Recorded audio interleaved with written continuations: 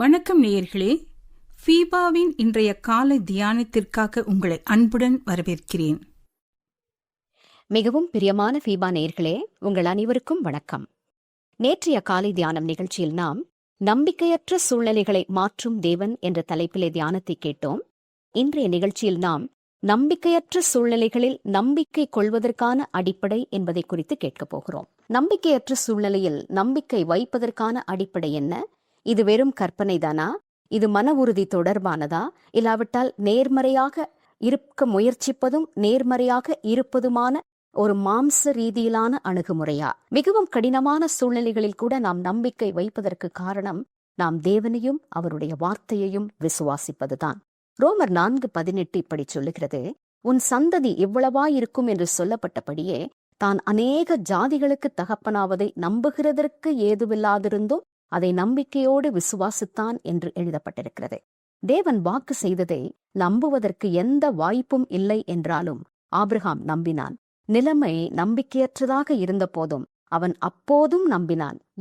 ஏனென்றால் தேவன் சொல்லியிருக்கிறார். சொல்லப்பட்டபடியே அவன் நம்பிக்கையோடு விசுவாசித்தான். அதுவே அவனது நம்பிக்கையின் அடிப்படையாக இருந்தது. தேவன் பேசினார். நிலைமை நம்பிக்கையற்றதாக இருந்த போதிலும் ஆபிரகாம் நம்புவதற்கு ஏதுவில்லாத சூழ்நிலைக்கு எதிராக நம்ப தெரிந்து கொண்டான் என்று நாம் ஆபிரகாமுடைய வாழ்க்கையில கற்றுக்கொள்கிறோம். தேவனும் அவருடைய வார்த்தையுமே நமது நம்பிக்கைக்கு அடிப்படையாய் காணப்பட வேண்டும். சங்கீதம் 38:15 இப்படி சொல்லுகிறது, கர்த்தாவே உமக்கு காத்திருக்கிறேன், என் தேவனாகிய ஆண்டவரே நீர் மறு உத்தரவு அருளினீர். சங்கீதம் 130:5 இப்படி சொல்லுகிறது, கர்த்தருக்கு காத்திருக்கிறேன், என் ஆத்துமா காத்திருக்கிறது, அவருடைய வார்த்தையை நம்பியிருக்கிறேன்.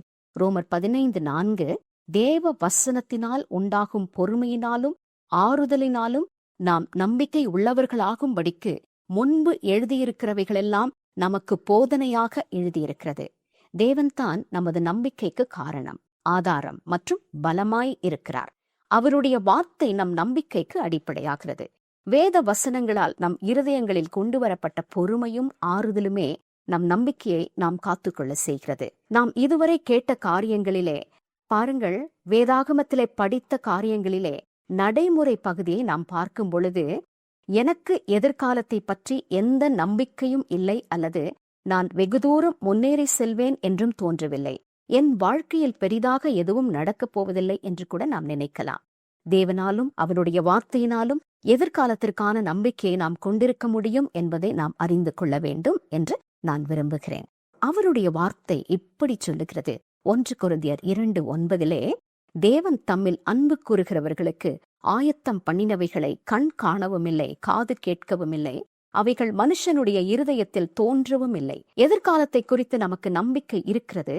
எதிர்காலத்தில் சில அற்புதமான விஷயங்களை நாம் காணப்போகிறோம் என்று நம்புகிறோம். காரணம் என்னவென்றால் தேவன் தம்மை நேசிப்பவர்களுக்காக இப்படிப்பட்டவற்றை ஆயத்தம் செய்திருக்கிறார் என்று தேவனுடைய வார்த்தை அறிவிக்கிறது. எரேமியா 29:11 சொல்லப்பட்டபடி, நீங்கள் எதிர்பார்த்திருக்கும் முடிவை உங்களுக்கு கொடுக்கும்படிக்கு நான் உங்கள் பேரில் நினைத்திருக்கிற நினைவுகளை அறிவேன் என்று கர்த்தர் சொல்லுகிறார்.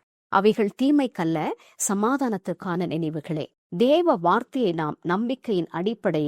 எனவே நல்ல எதிர்காலத்தை நாம் எதிர்நோக்கலாம். நமது தற்கால நிலைமை மிக மோசமாய் காணப்படலாம், ஆனால் அது இறுதி முடிவல்ல. அவர் தம்முடைய வார்த்தையில் கொடுத்த வாக்குகளால் நமது எதிர்காலம் வலுவாகவும் வெற்றிகரமாகவும் பாதுகாப்பாகவும் இருக்கும் என்ற நம்பிக்கை நமக்கு உண்டு.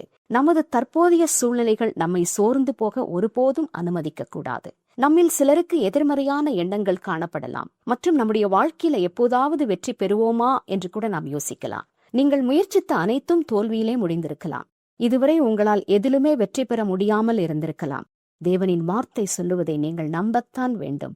சங்கீதம் 1:1-3 துன்மார்க்கருடைய ஆலோசனையில் நடவாமலும், பாவிகளுடைய வழியில் நில்லாமலும், பரியாசக்காரர் உட்காரும் இடத்தில் உட்காராமலும், கர்த்தருடைய வேதத்தில் பிரியமாயிருந்து இரவும் பகலும் அவருடைய வேதத்தில் தியானமாயிருக்கிற மனுஷன் பாக்கியவான்.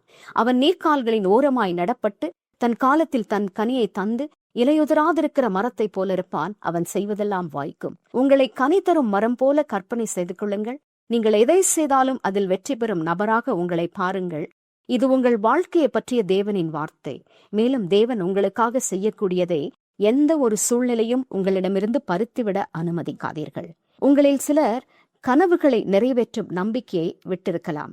தேவனின் வார்த்தை இப்படி சொல்லுகிறது, கர்த்தரிடத்தில் மனமகிழ்ச்சியாயிரு, அவர் உன் இருதயத்தின் வேண்டுதல்களை உனக்கு அருள் செய்வார். சங்கீதம் 37:4. நான் என்னுடைய கனவுகளை அடைய முடியாது என்று தோன்றின சூழ்நிலைகளில் தான் காணப்பட்டேன். நான் வளர்ந்து வருகையில் உலக நாடுகளின் தாக்கத்தை உண்டாக்கும், பாருங்கள், ஒரு மிகப்பெரிய யுத்தத்தின் செய்திகளை நாம் கேட்டுக்கொண்டு இப்படிப்பட்டதான காரியங்கள் நம்முடைய வாழ்க்கையிலே சம்பவித்துக் கொண்டிருக்கிறது. இப்படித்தான் நம்முடைய வாழ்க்கையிலே நம்முடைய பிள்ளைகளை பற்றிய நம்பிக்கை இந்த சமயங்களிலே நாம் இழக்க நேரிடலாம். யுத்தங்கள் நேரிடுகிறது, தேசங்கள் எல்லாம் திகைப்படைந்து காணப்படுகின்றன.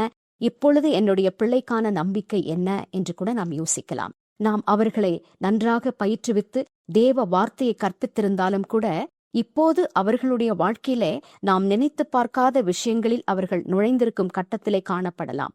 ஒருவேளை அவர்கள் தங்கள் படிப்பை கைவிட்டிருக்கலாம், அல்லது அவர்கள் போதைப் பொருளுக்கு அடிமையாகி இருக்கலாம், அல்லது நாம் அவர்களுக்கு கற்றுக் கொடுத்த காரியங்கள் எல்லாம் வீணாய் போய்விட்டதோ என்று கூட தோன்றலாம்.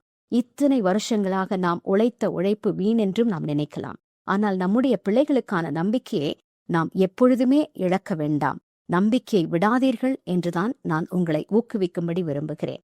தேவனின் வார்த்தை இப்படி சொல்லுகிறது, கர்த்தருக்கு பயந்து அவருடைய கட்டளைகளில் மிகவும் பிரியமாயிருக்கிற மனுஷன் பாக்கியவான். அவன் சந்ததி பூமியில் பலத்திருக்கும், செம்மையானவர்களின் வம்சம் ஆசீர்வதிக்கப்படும். நீங்கள் கர்த்தரிடம், நான் உமது வார்த்தையில் நம்பிக்கை வைத்திருக்கிறேன், என் பிள்ளைகள் இந்த பூமியில் பலத்திருப்பார்கள் என்று உமது வார்த்தை சொல்லுகிறது என்று சொல்லலாம். அதாவது, உங்கள் பிள்ளைகள் இந்த பூமியிலே பயனுள்ளவர்களாக மாறுவார்கள். அவர்கள் தேவனுடைய ராஜ்யத்திற்காக ஏதாவது செய்வார்கள். அவர்கள் இந்த பூமியில விருதாவாக தேவன் அவர்களை படைக்கவில்லை. அவர்கள் தேவனுக்காக பெரிய காரியங்களை செய்வார்கள் என்று நம்புங்கள்.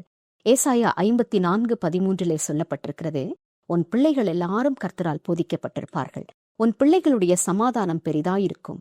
இந்த வசனம் உங்கள் நம்பிக்கைக்கு அடிப்படையாய் இருக்கட்டும். நம்பிக்கையோடு காத்திருங்கள். இன்று நீங்கள் சொல்லுவதற்கு உங்கள் பிள்ளை செவிசாய்க்காமல் இருக்கலாம்.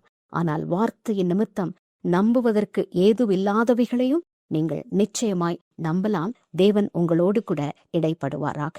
இந்த காலை தியானம் நிகழ்ச்சியை நீங்கள் கேட்டதற்காய் நன்றி.